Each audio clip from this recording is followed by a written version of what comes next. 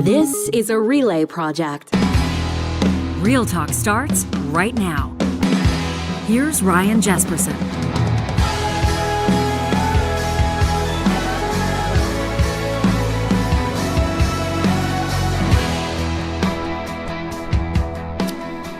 Well, you're either here because you've chosen to gather in community, make our way through this difficult morning together, or because you're a Panthers fan who somehow found this podcast and you want to listen to big Oilers fans commiserate and bitch and moan for the next 45 to 60 minutes. But either way, welcome to a special edition of Real Talk. I'm Ryan Jesperson. This is John Hicks. Hello. In just a quick second, Carrie Tait will join us from the Globe and Mail, a great friend from the show, and Alberta correspondent for the Globe and Mail. She's been writing amazing pieces for the Oilers, her favorite team of all time.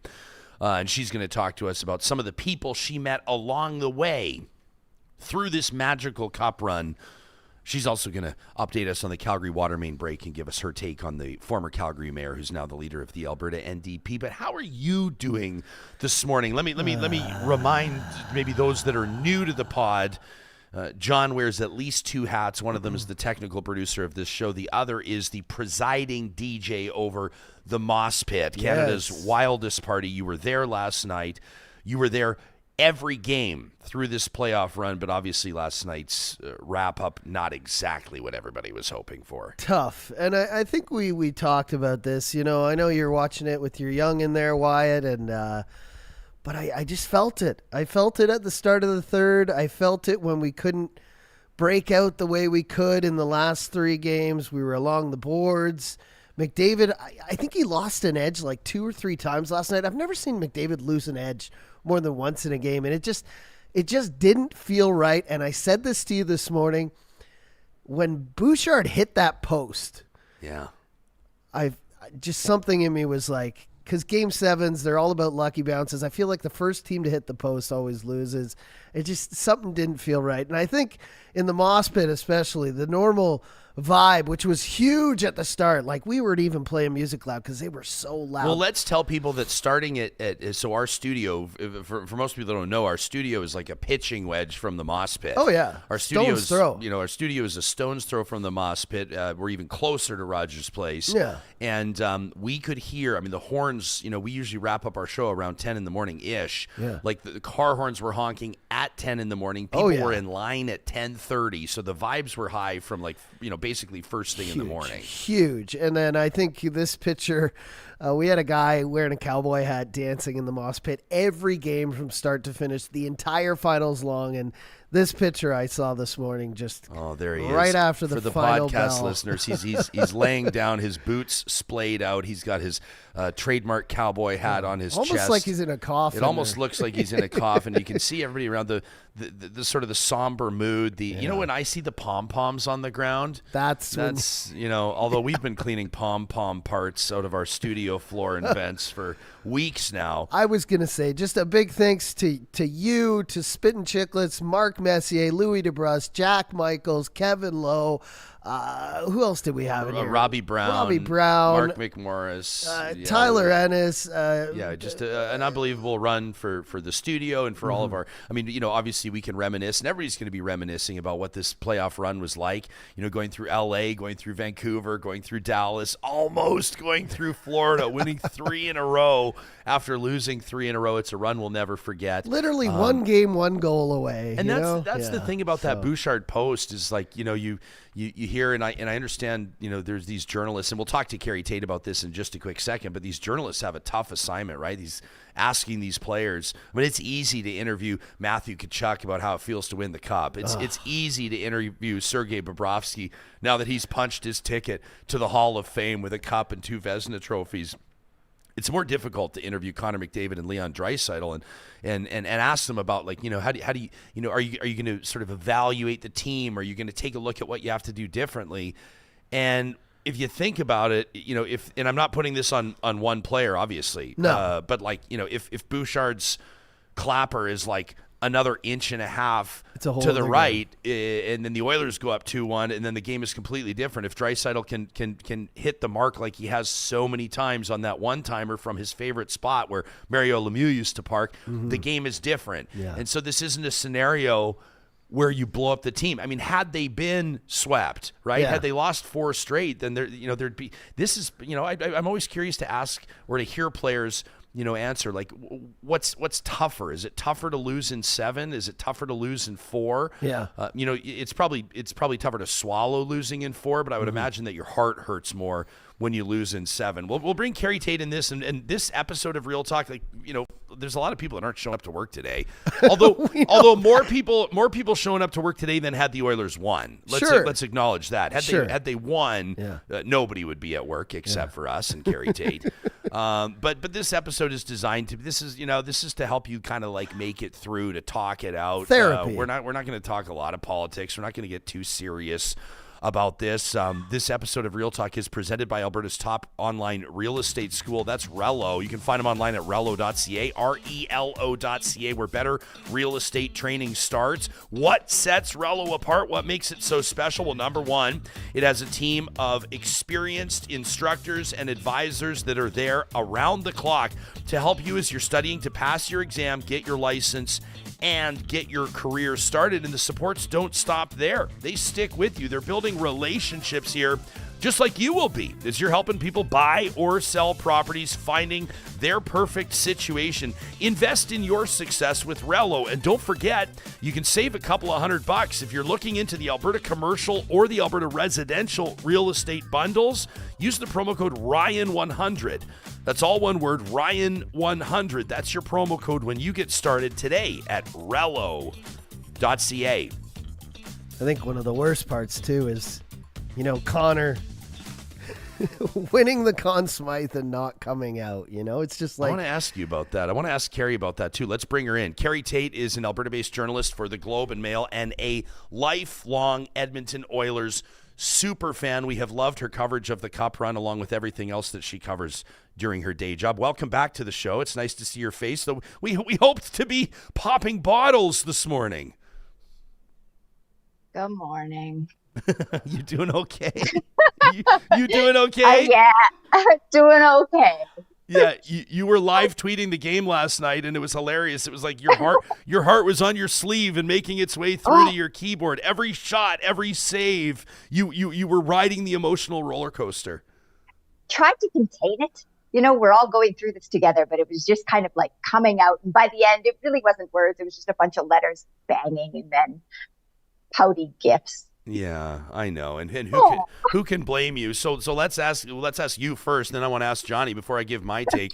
This isn't like the top storyline, but it was an interesting storyline last night as Connor McDavid becomes the first player in about 20 years and the first skater in like 40 plus years to win the Conn Smythe Trophy for playoff MVP on the losing team. He did not come out to accept the trophy. I think maybe to the surprise of Commissioner Gary Bettman, who seemed to be sort of unsure of what was happening next. Your thoughts on Connor staying in the room with his teammates as opposed to posing with the Conn Smythe Trophy?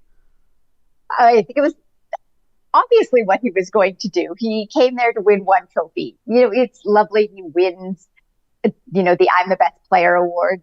That's fine. But standing by his teammates, it's probably where he wanted to be. He's obviously sad. He's not excited that they declared him a great hockey player. We all know he's a great hockey player. We all know he's the best hockey player. And he's licking his wounds, just like his team. So staying inside was the best place for him. He's not going to come up there where they're going to boo him. Yeah, no, I don't know if they would boo him. I had a buddy who's maybe a more casual hockey fan, and he thought it was classless that Panther fans were booing McDavid winning the Conn Smythe. I reminded him, I'm pretty sure Panthers fans were per tradition booing the commissioner, Gary Bettman, who always gets booed when he comes onto the ice. That's what hockey fans do. What did you think, Johnny? Was McDavid? Did he make the right move? Yeah. I don't think.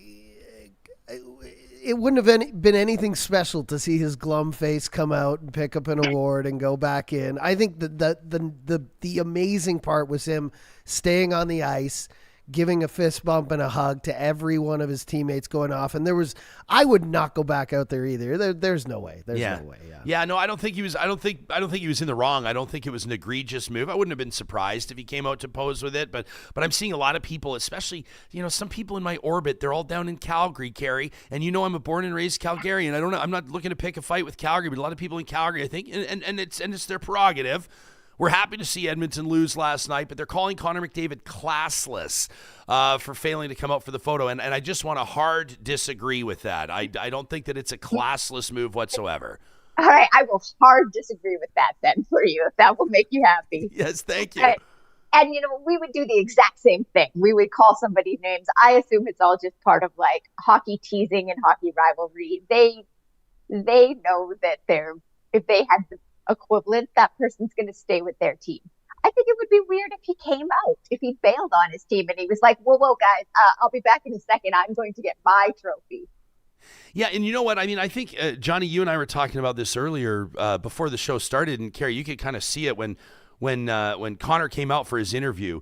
And those are always difficult. I always give players credit for stepping in front of cameras and microphones and talking to literally millions of people. Yeah. As they've just, I mean, this is what their whole life, like ever since these guys were 3 years old. Sure. This is what they've wanted to do. It's what they've trained around the clock for. And then to take questions like, how are you feeling? How are you doing? What would you do differently? What have you learned? But all of their eyes, like Leon looked emotional while he was talking. Yeah. Connor looked like he'd been emotional in the room. Like I would imagine that was a pretty, in a difficult way, a special place to be with that team. I mean, I think you can bond through losing in so many ways as you can bond through winning. Yeah, McDavid, Draisaitl, and even like Perry and maybe even the coach looked like they'd all been crying. But man, I hate those questions at the end. So how does it feel to have come so far and been so close? Yeah. It feels fucking horrible. Yeah, Why are you asking, like, what do you mean? How do you think it feels? Carrie, have you ever had to do an interview like that? Have you ever, like, can you think of one?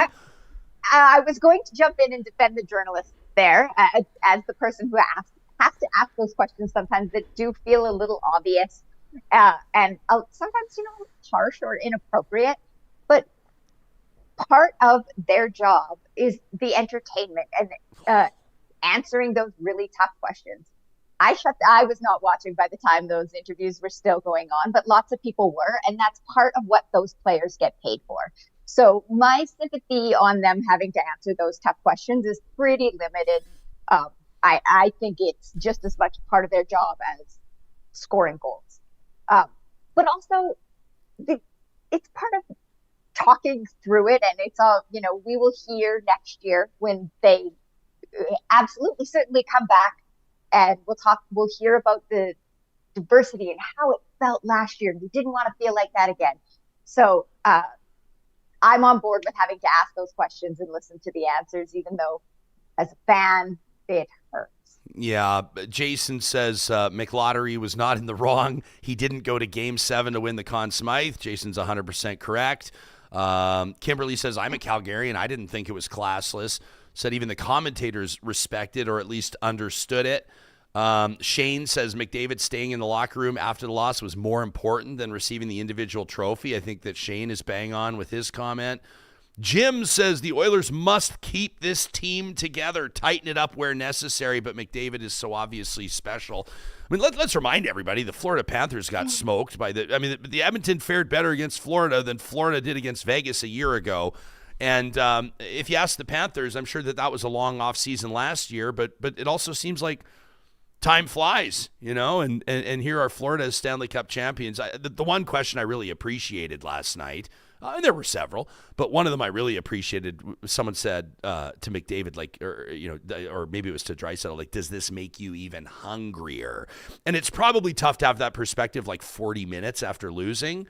But you think like how they'll train this off season, you think about the tweaks that the Oilers will make through the offseason. And I know that it's tough for Oilers fans this morning to start thinking about training camp in September and October.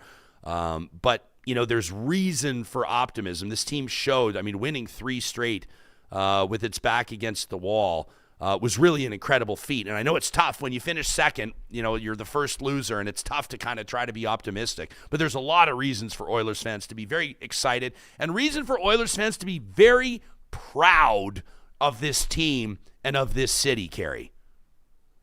It's true. It's not like they got blown out of the water.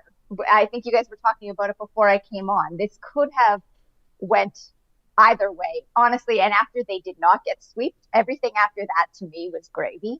I got a little bit swept up in the excitement again and, was hoping for that win. But think of how excited Edmonton was going into Game 4.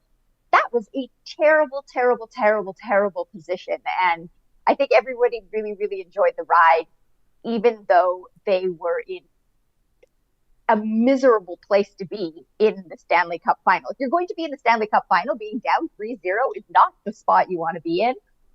And it was awesome. I love. I've just so enjoyed your reporting through the Cup run, and obviously, I mean, for those listening to the podcast, they should know like you're wearing your Oilers sweater as we're talking this morning. I love it. I am. It's like the one time in your career as a very well respected journalist in Canada that you have been able to take all objectivity and just throw it out the window. You got to be a pure fan. Your Twitter bio announces that you're an Oilers super fan. We'll shout out the Riders as well, big Riders fan. But talk to us about some of the people. I mean, one of your real gifts, Carrie, is storytelling. Talk to us about Brandon Krause. You remember meeting Brandon Krause, who had really no logical reason to have a connection to the Edmonton Oilers. He still does not have a logical reason to be connected to the Edmonton Oilers. So Oilers fans will be familiar with Brandon. He is that fellow from Illinois who in 2006, decided I like hockey now. I need to pick a team. And the Oilers are Canadian, going on this big run in 2006. He gets on board. But he doesn't get on board and cheers a little bit. This guy is all in. He came up for the playoffs. He packed 15 jerseys so he could get them crested. He spent something he thinks $10,000 American. He is Edmonton's biggest fan. Talking to him, first of all, talking about the team, he knows absolutely everything. But what I found so fascinating about him is he is in love with Edmonton. He loves the people, the river valley, the museum, and he just rattles on and goes on and on and on. And he's he's so excited. He kind of makes me realize how lucky we are to get to watch McDavid and Draisaitl, and that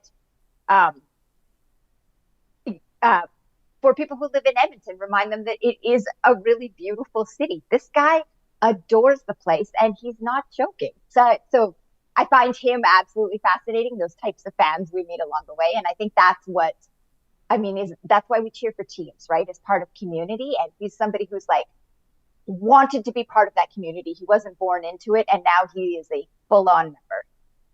Yeah, I feel like he needs an endorsement deal with Explore Edmonton or Tourism Alberta or something like that. They actually are. He needs to be on the payroll. He's so sincere. Yeah. You meet so many characters, and everybody's got a story. I was just so entertained watching people's social media posts. Those that were down in Florida.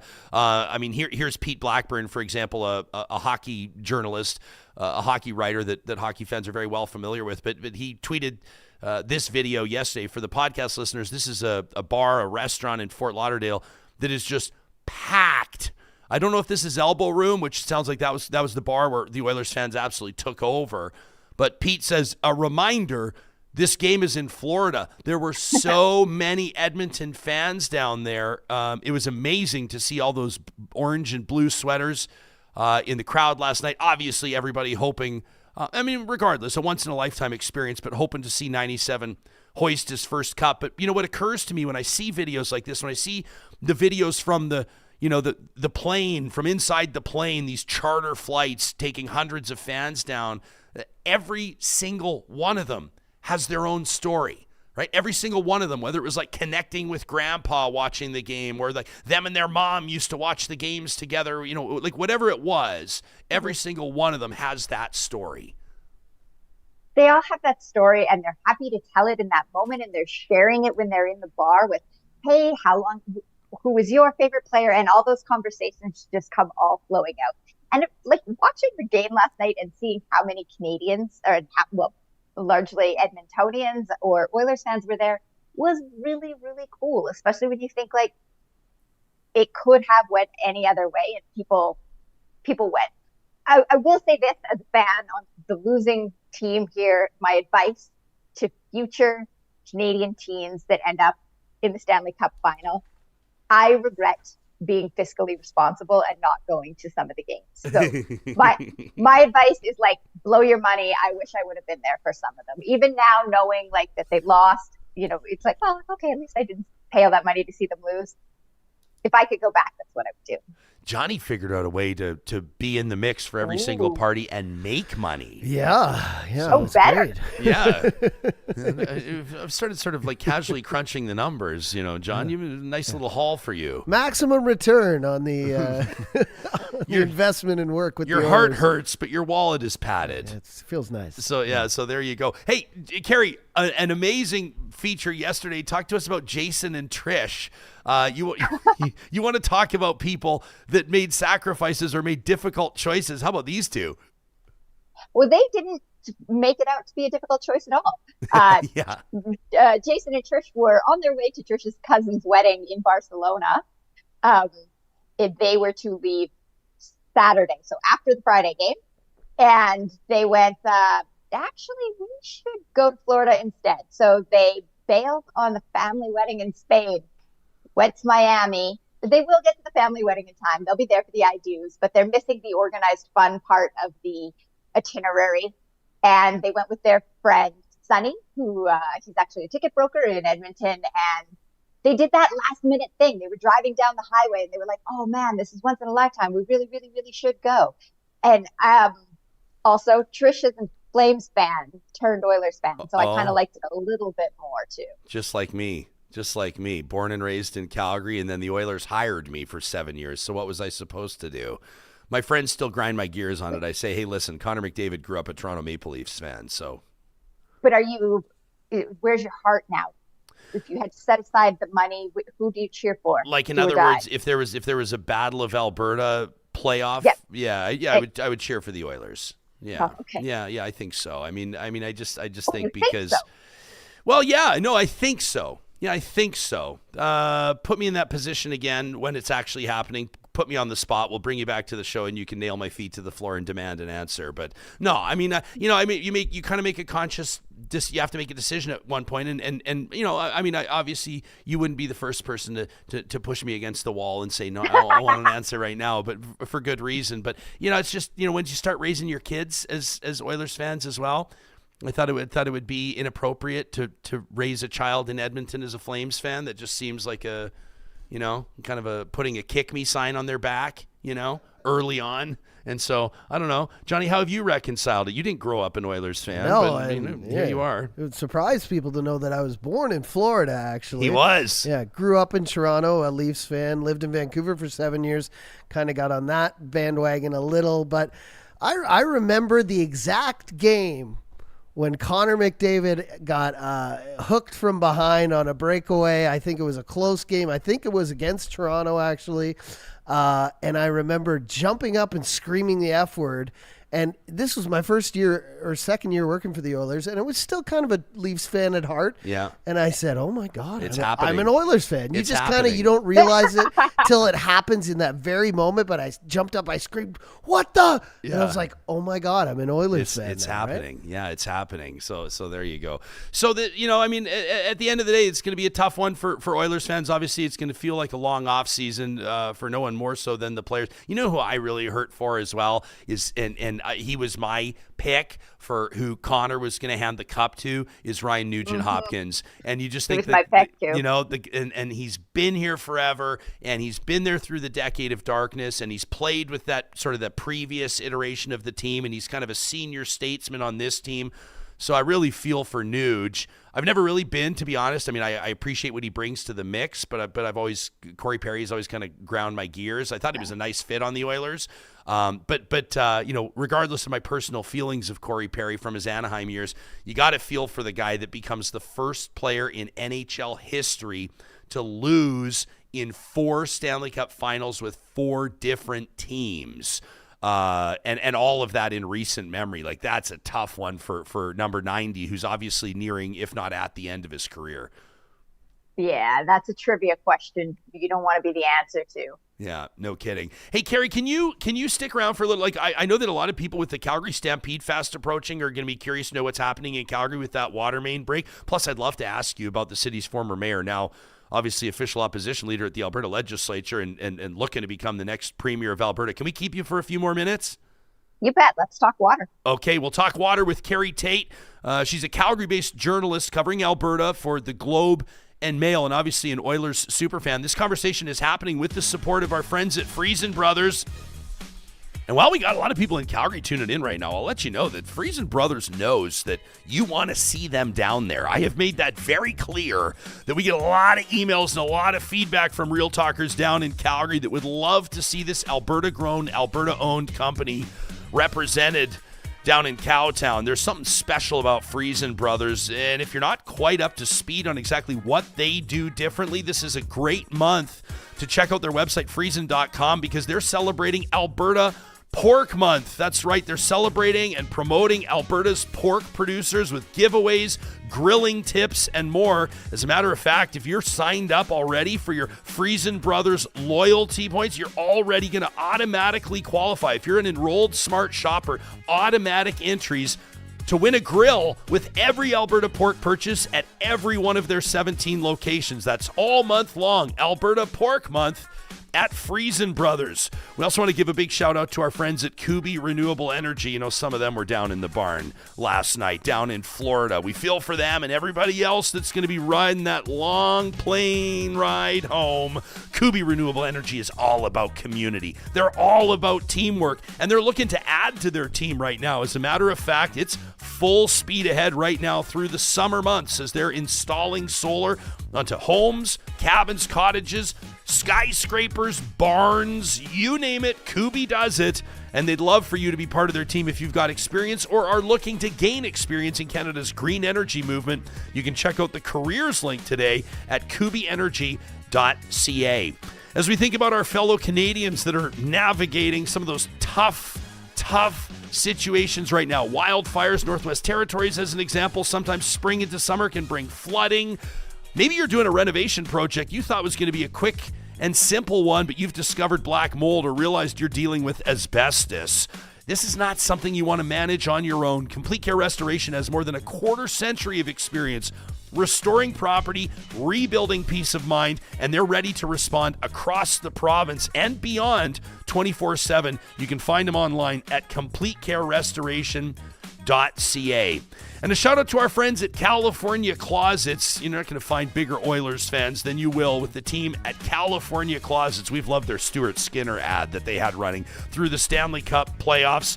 This is a team that has established itself as the best in class when it comes to custom closets and storage solutions for the entire home. Whether it's that dream walk-in closet you've always wanted, maybe it's your family's mudroom, a laundry room, maybe it's that second or third bedroom that's doubling as a home office. They've got these Murphy beds that are absolutely amazing. And of course, they do garages like nobody else. You can book your free consultation. You can talk design and budget and then get the ball rolling at californiaclosets.ca.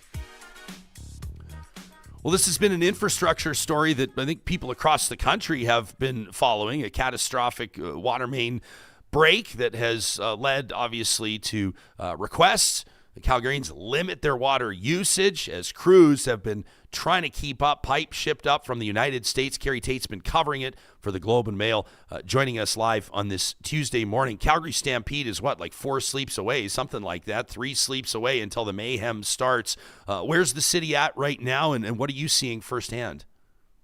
Calgary Mayor Jyoti Gondek did have her 8:30 morning update today, and she said she expects this afternoon that they'll have a timeline update. It sounded positive this morning. They are in the final stages of the repair, starting the backfill on the main break, and then plus 5 hotspots that they fixed.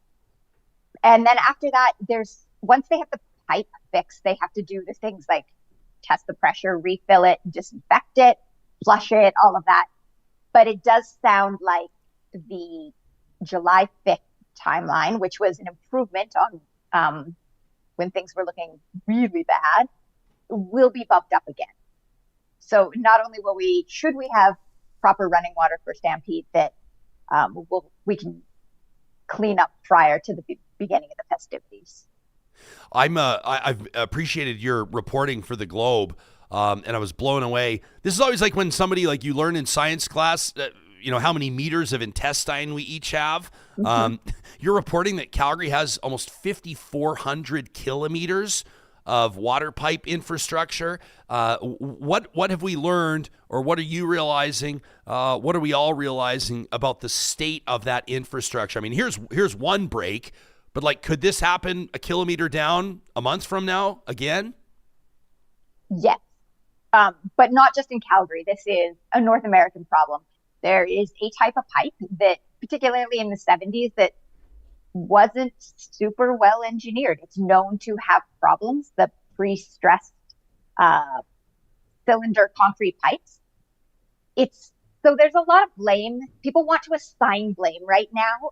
A lot of that is like political angst, I think, coming through. But this can happen in Calgary just as easily as it could happen in any city right now that has this pipe. Even when you're monitoring it, I spoke to the folks in San Diego who sent lengths of pipe up to Calgary to fix the break here.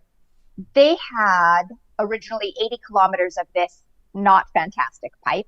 They've remediated for about half of it, 48 miles of it, by inserting basically a steel tube into the existing pipe. And they monitor it at a cost of $1,000 a month per mile in US dollars. And the fellow in charge there said, even with that monitoring, you can still only pick up about 2/3 of the potential problems.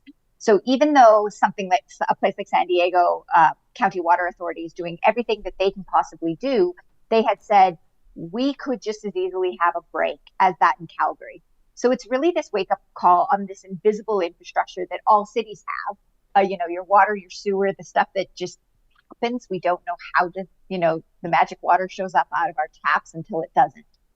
And it will be something that every city needs to look at. And if they're not, you need to be concerned why your city is not looking at its infrastructure. So you're saying they're spending $1,000 a month per mile of pipe?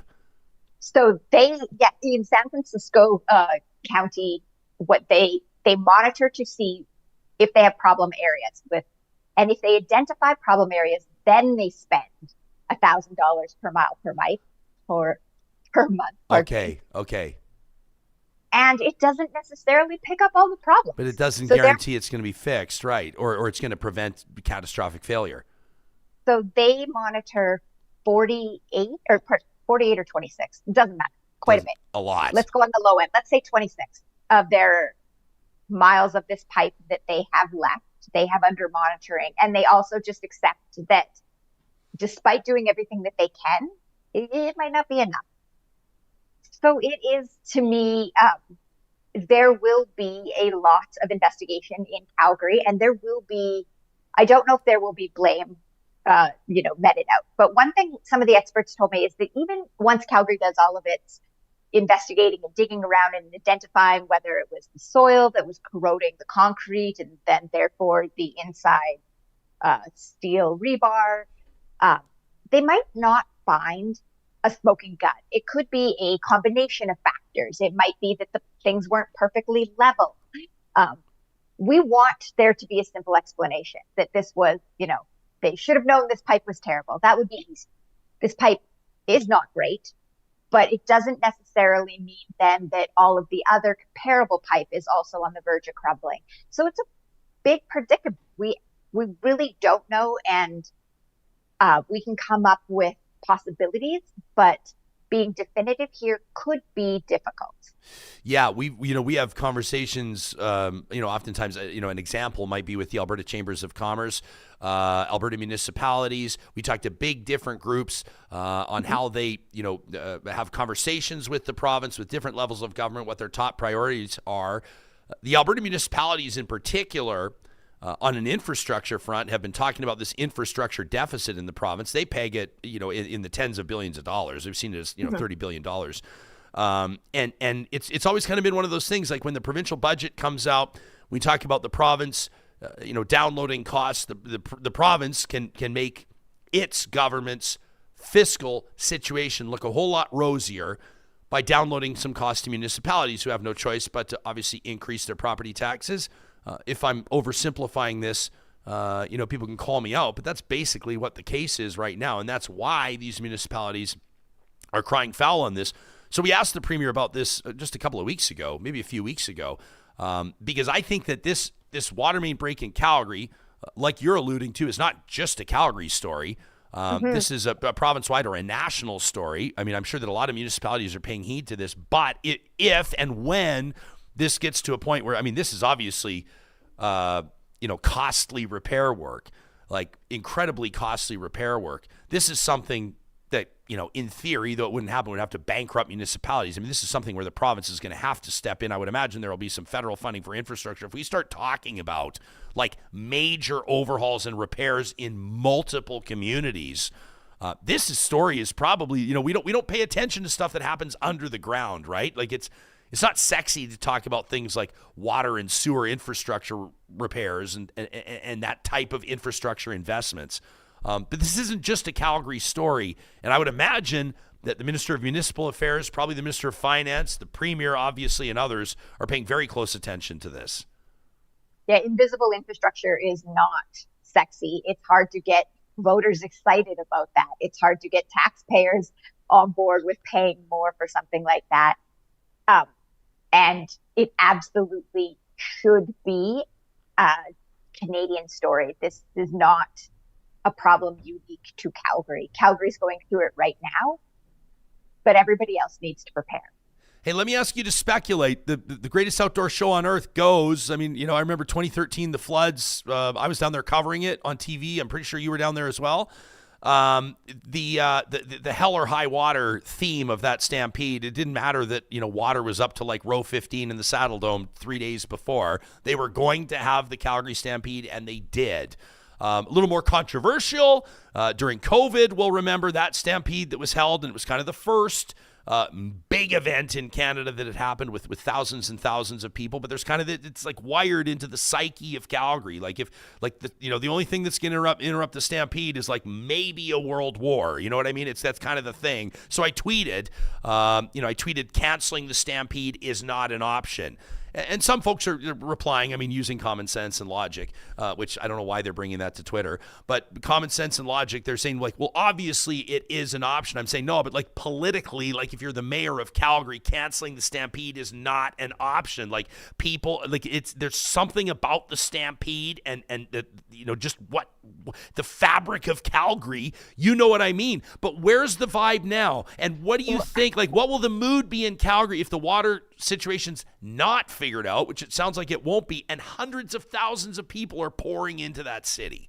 Well, when you say there's something about the Stampede, we know what it is. It is the $200+ million of economic contribution that comes in during the Stampede. That is what makes the Stampede really, really hard to shut off. It is really difficult right now to imagine that the water will not be on during Stampede. It was within the original window, the problematic window, that it could be, or there is water, pardon me, but that there could be restrictions in place.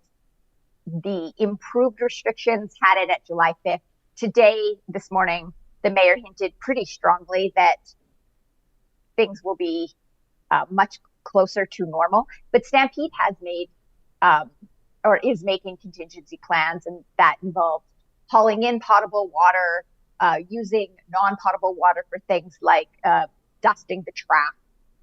Those are problems that the Stampede can solve.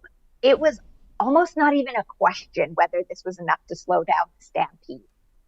Even at the height of the problem, people might be grinding their teeth that it was so quickly assumed or worked out that the Stampede would go ahead, but it barely was on the radar that it could be canceled. I've got former Calgary councillor, good friend of the show, Jeremy Farkas, in the live chat right now. Hey, Jeremy. He would know more than me about this, but I feel like this is a typo. He says replacing Calgary's lead water pipes would cost about $11 million. That seems really low.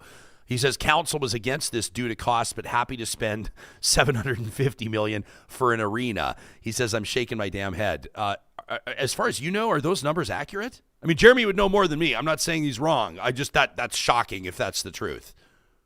I have no idea. Okay, well, yeah, I'll take his word for it. I mean, he would know. I mean, I'm sure that he was in on that vote, but that's wild if that's true. Did you have any insight into? Did you see these rumors? We were being hit up on this. People are telling us this was a story to follow, that Calgary had sourced that pipe out of California. Is that right? And that it was available in Nisku. That doesn't seem like that could possibly be true. That they'd be shipping it up from the States if they could have driven a truck down. Did you have any insight into what was actually going on there? I didn't chase that rumor. The mayor did address it, and so did the city, that the pipe is different. The oil and water pipelines are different. They have different pressure specs. The one thing to keep in mind is this water pipeline is huge. It's 2 meters. And that was not a rumor that was worth investing the time in chasing. And the mayor dismissed it. If Calgary could have purchased that pipe closer to home, they would have. However, if I'm wrong, please absolutely phone me and tell me all about the pipe that you have in Nisku that you tried to give to Calgary. I would love to write that story. Yeah, okay. Yeah, well, give us the scoop first and then we'll tell you.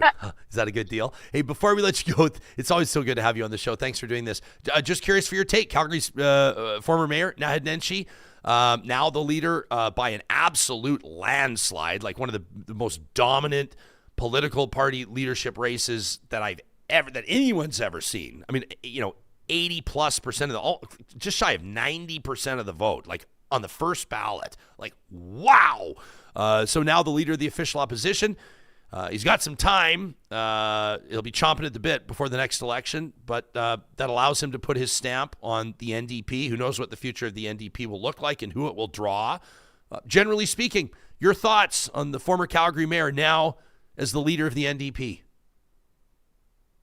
Watching the NDP figure out who they are, what they want to be, and what it's going to take to unseat the UCP is going to be a lot of fun. Yeah, I would say so. You can read Carrie Tait's work in the Globe and Mail. Make sure you follow her on Twitter. She's one of the most entertaining follows in the entire province at Carrie Tait. And thanks for agreeing to do this. We said win or lose, we're going to have you on the show on Tuesday. Obviously, we had hoped it would be a different vibe, but it's still great to see your face. Well, thanks for having me. Yeah, thanks, Carrie. We encourage all of you to subscribe to the Globe and Mail, just like we do here at Real Talk, to support excellent, fact-based, fact-checked journalism in Canada. There's Carrie Tait. Did hearing her talk about this make you feel any better about the outcome of the game last night? No, but she did explain some things about the water main. And I think she's right not to pivot away from the game. I'm just trying to avoid It's okay. sadness. We need to find other things to talk about. I find it incredibly ridiculous that we would go all the way to the States for a piece of pipe if it was in our own backyard. So I think that rumor was a bit unsubstantiated. But, man, just looking at some of those pictures, like when you think of a water main, you think of like, I don't know, like those diagrams I was throwing up. You think of like something small. This thing is huge. Like the amount. You can drive a big car through it, basically. You can basically, I mean, this is like a Ford F-150 or something like that, can drive right through it. So even a chunk of this malfunctioning, but that was also scary to hear her say that even if you monitor it and pay to monitor it, like 2/3 of the time, yeah, something could still go wrong, and you have it's inevitable, and you have no warning about it at all. A buddy of mine does. That's really scary stuff. That's kind of weird, hey? And then the stakes are so high. A buddy of mine has a company that does a fascinating work in. This guy's smart as hell. They do pipeline monitoring for oil and gas. Sure. And it's fascinating to learn how that monitoring happens and how quickly they're notified of something. And it's not just like, I think people that imagine that it's just a bunch of pipe welded together and it starts in Hardisty, Alberta, and it winds up in Burnaby, and then it just flows through with nobody knowing. That's not the case at all. It's super tech. It's fascinating stuff. Now, obviously, I'm talking apples and oranges here. Like, Ken in the live chat Ken basically says, I don't buy that Nisku story, the pipeline procurement story, the pipe procurement for 1 second. He says oil pipe providers don't use PCCP pipe construction. I did receive a message from someone who hit me up on Twitter. I'll read this. This guy hit me up and this guy was kind of one of those that was pushing that rumor. And I reached out to him and I said, just kind of like what Carrie said to our audience. And by the way, if you do have a scoop, give it to Carrie. She does a great job for the Globe. But this guy basically said the Nisku story's true. He said, I'll DM you the details. And so this is what this guy wrote me. I'm not going to name him because I don't think he signed up for that. But he says, I'm a born and raised Edmontonian that relocated to the States a few years ago. I want to thank you for listening to Real Talk, by the way. He says, I know a few people that own a large piping supply company, and they have at least 200 feet of this pipe, and they tried to contact the city of Calgary, but to no avail. They even checked with their competitors in multiple locations in Nisku and Leduc, and they had it available as well. My assumption is that the city only has a few approved suppliers. The pipe has a welded seam in it, says it's rolled, and many companies in Edmonton would be able to fabricate it quickly. With all that being said, even if there is a legitimate reason for looking to San Diego for the supply, being in an industrial province, they should have worked better on the messaging why. So I'll take your point, Real Talker, and I appreciate you being in touch. We also have to, let me say this, is it really, I mean, comms are important. Communications are really important. Like, for example, you need to communicate with people about water usage. You need to communicate with people why they need to limit their water usage, why it matters. You need to help get people on board. Remember, we talked about this last week. I was telling you about my crisis comms professional, the friend down in Calgary who told me that she thought that they had just blown this. She said, if you appeal to people, she said, look at COVID. If you appeal to people to do something based on what's good for others, unfortunately, it's going to fail. It's kind of like the golden rule ain't so golden anymore, which I hope that's not the case. But she said you need to help people understand why it matters to them, right? And so communications are important.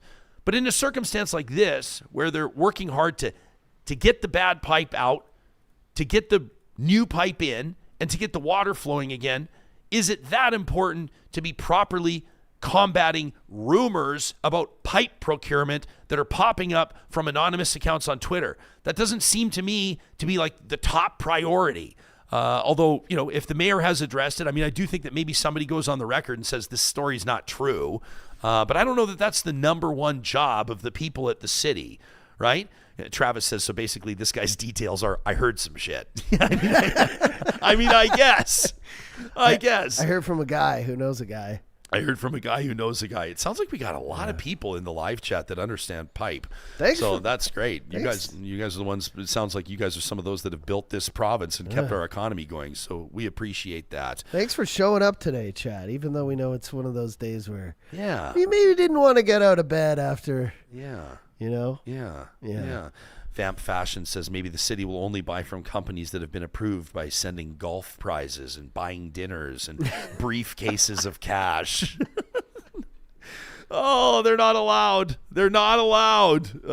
Jeremy Farkas back in, former Calgary councillor, says, I appreciate the communications challenge, but it would have been nice to have directions in absolute terms, like a target for how many flushes or how many dishwasher cycles rather than a percentage reduction. That's fair, right? Like, what is, like, if somebody says to you, try to reduce your water use by 25%, what does that even mean?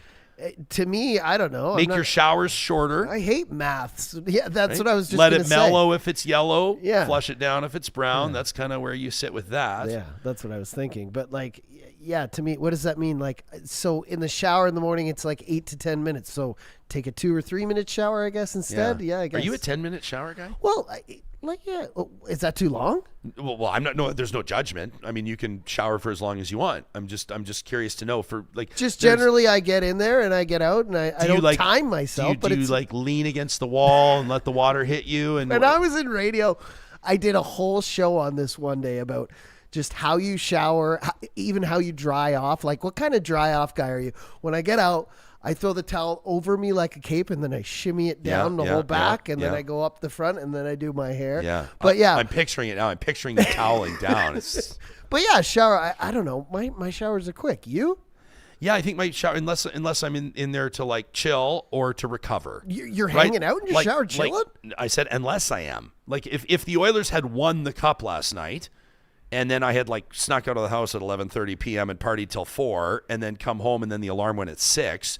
then my shower would be a little bit longer because I'd be leaning against the tile, just letting the water using hit me. that shower seat at the back. Using the shower, But on a regular day, no, I'm in a hurry, man. It's like, showers are 3 minutes. Wash the hair, use 3 minutes. Yeah. Wow. Oh, sure. Good for you. Yeah. Well, and it's also, we're in an old heritage home. Everybody knows this. I don't think I've ever given this detail on the show before, but we're a family of 4 in a house with 1 bathroom. You got to make it quick. And I was kind of like when we bought the house, I was saying to my dad, I love that. I'll never forget this. This is like one of my favorite things he's ever said. Our house was built in 1913. And I said, I go, yeah. And he's like, wow, my parents are all excited for us. Congratulations. What a beautiful house, this heritage house. And I go, yeah, but it's got 1 bathroom. And my dad goes, well, it seems to have been working for people for 95 years. I was like, good point, Pops. Yeah. Good point. Hey, before we go, by the way, Travis is supporting you in the chat. Johnny says 10 minutes is just fine. I was getting worried there for a minute. I was like, am I I think damaging the environment? No. For me, though, it's damaging the environment. A shower wakes me up. You're already like the Energizer Bunny. Like I shower, I get in there, and first of all, I just let it go over my head. You get for 2 in, minutes. you crack a beer. But after that, it's all work. It's shampoo, get the hair done, body up, face wash, jump out, towel off. There you go. Dwayne says, remember the Seinfeld episode about showering? I don't. Yes. I'm going to have to That's go what I was out. referencing because I'm going to have to go and watch that. I don't remember it. So Kramer has problems with showering, and he's like, man, I was in there. I couldn't get, I'm in there for 30 minutes trying to get clean. They're like, 30 minutes. And Jerry and them, they all agree that they have a shower for around 10 minutes. Yeah. Okay. Well, there you go. Before we go, I just wanted to read this because we just received this, and I felt like it might be a positive reflection, but instead I just wanted to close the show out with this just because, emails like this mean a lot to us, and it's not controversial and it's not angry, so it's not going to be in the flamethrower on Friday, presented by the DQs of Northwest Edmonton and Sherwood Park. But we just wanted to thank Andi with an I. Andi writes in and she says, Jespo and Johnny, I only recently started listening to podcasts. Welcome, Andi. She says, my goal was to learn more about Alberta politics to help me in my current employment. Before my current job, I never had any interest in politics and was literally clueless on the subject. While I was looking for podcasts, and you understand this is my chance to throw a little shade here too to some friends of ours you're going to see in just a second. This made me giggle when I first read it. While looking for podcasts to enhance my learning of the subject matter, I started listening to The Strategists with Corey Hogan and Stephen Carter and Zane Velge, and it was recommended by a coworker. While I was looking for their podcast, I stumbled upon Real Talk Ryan Jesperson, and I was pleased to see you as the host because I loved you back in the day on breakfast television. Thank you, Andi. She says, and I was thrilled to hear that Corey Hogan serves on your editorial board, which he does. She says, after listening to a few of your shows, I find myself leaning to more of your shows. Sorry, strategists. I love the content, the discussions, and how you guys have no problem being real even when it isn't in your favor. You also have the most interesting guests. I've loved listening to your interviews with every single one of the NDP leadership race candidates, as well as the Prime Minister, Justin Trudeau, and the Premier, Danielle Smith, who knew that Trudeau was such a smooth talker.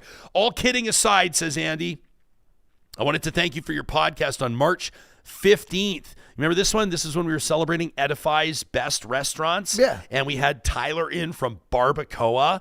They were awarded the best steak in the Metro Edmonton region, which is obviously a huge deal. They're out in Sherwood Park, in Spruce Grove. And she said, featuring Tyler from Barbacoa, immediately after that episode, I booked a reservation for our family to celebrate Father's Day there.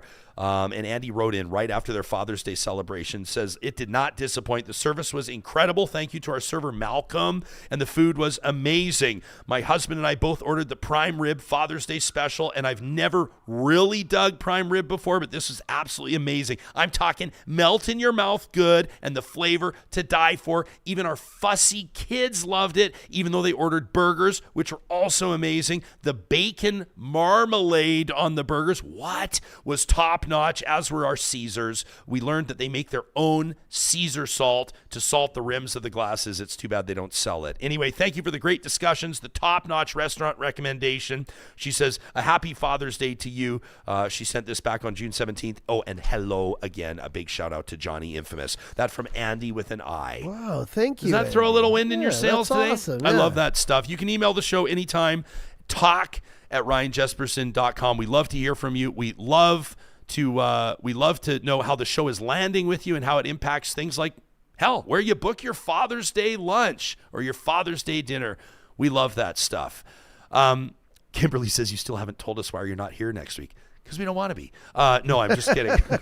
It's been a long 2 months. Okay, to be serious and to be real, it's been a long couple of months. It's been the worst month of my life, and also some real highlights. But as you know, my best friend died a few weeks ago, and a very dear friend of ours passed away on Sunday as well. Her cancer fight coming to an end.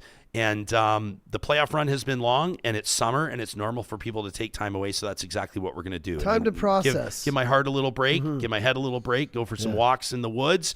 And so we appreciate those of you that support the show. It's a great week for you to catch up on episodes that you might have missed. We know that we push out a lot of content. Some of our most hardcore listeners write in and say, listen, we love it, but like 5 shows a week is hard to stay on top of. And there's a lot of content that we've put out in the last little while that's not time sensitive, right? It's interesting looks. I mean, I think, for example, like, should kids have phones in schools? That's something that's kind of a timeless conversation. I look back to, should magic mushrooms be legal? That was a fun show that we did with Dana Larson. But even the hockey stuff, like, go back and check out Spittin' Chiclet guys in here, and just all the people who have been through the studio in the last 3 weeks. And we have an incredible show for you tomorrow that you've got to tune in for, as Sophie's going to be joining us. And I was kind of thinking that this might be a good segue to that. So Justin Trudeau, we announced yesterday, so Sophie Gregoire Trudeau is going to join us on the show tomorrow. That'll be on Wednesday, the 26th of June. We were talking about with Charles Adler. If you missed Charles Adler on our June 24th episode on Monday, we touch on this by-election that was taking place in Toronto St. Paul. You see what happened? Overshadowed by the playoffs. By the playoff story, but this is bad news for the Liberals. And let me just rephrase. This is more bad news for the Liberals, as the Conservatives have taken the riding of Toronto St. Paul's in a major upset. They won. Don Stewart will be the new member of Parliament for Toronto St. Paul.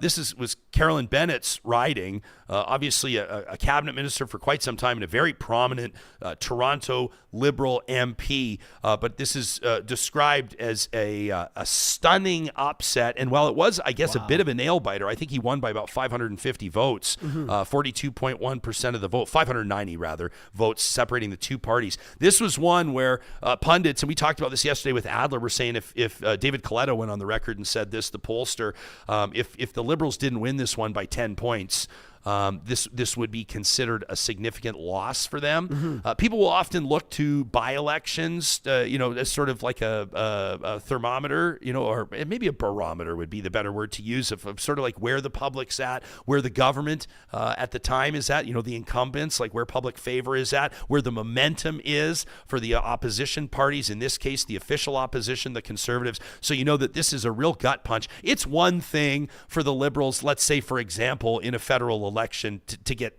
swapped in Alberta or something like that, or for the Liberals to win only 4 seats in Alberta, something like that, because that the Brain Trust, every seat's important, but they're going to look at it and say, we're not going to lose sleep over it. Yeah, we could have won this one, maybe should have fought harder in that riding. Saskatchewan, maybe we could have won here, Ralph Goodale's riding, or what have you.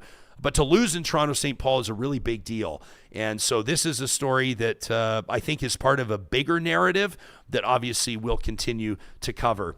Want to thank those of you. Look at this right now, out of nowhere. I was going to say they're donating to our beer fridge right now.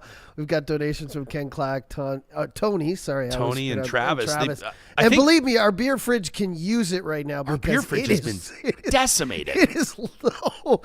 Not even our beer fridge. I went to just grab like a water or something. It's just everything. We're usually so proud of. So here's the deal. And those of you will know, like, if you're our Patreon supporters, and we appreciate our Real Talk patrons so much, we'll have like our VIP election night watch party or what have you. Our sponsors will know at our Real Talk holiday party when they're in here. We have the big beer fridge in our green room that's stacked with all the big brewing favorites, the macro breweries, plus a ton of craft brewing. And then I've got my own curated fridge in my office that has like my particular favorites for guests. Then we get the large one, and then we here. got the big fridge in the back, and that stocked is usually with stocked with water, every Perrier, type of sparkling everything. water you could find. You know, a lot of people don't drink. A lot of people could like mix in a water every once in a while. So we take great pride in that fridge being just packed to the gills. And there's like 3 cans of ginger ale in there right now.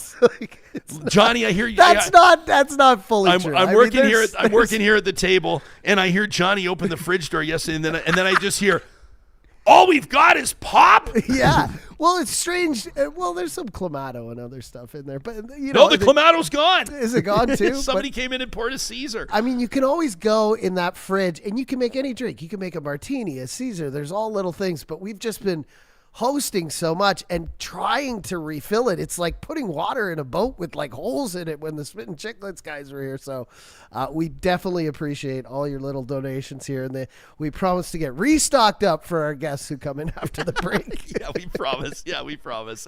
Hey, listen, go easy on yourselves today, Oilers fans, as we lick our wounds a little bit and prepare to wrap our minds around what the summer's going to look like. It's never too early to start talking about next season. What a run it was. We just want to say how proud we are of Oil Country, of the way that Edmontonians conducted themselves through this run, and in particular last night. I tweeted yesterday a video I posted on Instagram on my story as well of the big, huge lineup outside the Moss Pit at around, I think it was 1:30 or 2 o'clock. And I said, this city is set to explode. And I saw a few people say, well, hopefully it explodes in the right direction, right? Like, hopefully we're not going to see madness and mayhem and vandalism and violence. And there was no sniff of it, regardless of the outcome of the game. We're so proud of Canadians, of hockey fans from coast to coast, but in particular, the Oilers fans that joined all of us on this incredible run through 4 amazing teams, including, as much as I hate to say it, the Stanley Cup champion Florida Panthers. We'll be back at it, and between now and the fall, remember, we've got each other. We've got our love for hockey, and we've got that great reminder of what sport can do, bringing us together in community. Thanks for being a part of this show. Sophie Gregoire joins us tomorrow. We'll see you then.